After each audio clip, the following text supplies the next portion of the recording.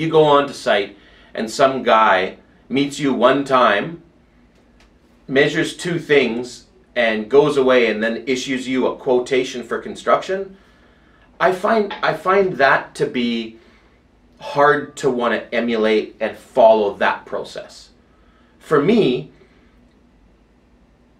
it would not even hit the development of the idea, the understanding behind what do we have to do to achieve this, what level am I trying to achieve, what kinds of things are driving those, because that's going to be what dictates cost. You know, taste, level of finish, and then from a technical standpoint, what is the condition of, let's say, a person's structure? Are we interrupting load paths? Are we altering building envelope in such a manner that we need to create a design that keeps it watertight?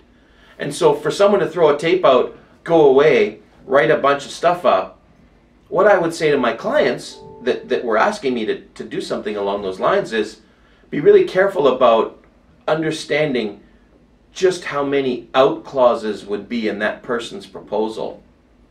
You know, should we find this, it's extra. Should that happen, it's extra. Should this become, it's extra. And then you start to say, well, what are you really quoting? The way we want to do it is, before we get going, we want to create a mutual understanding of what we're doing.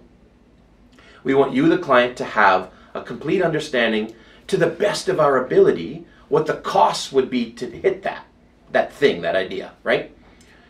Then we can start to bring the accuracy in. Construction's a tough gig, right? So I would prefer, as opposed to put someone else down, I'd prefer to concentrate on why I believe that this is the best way to do it.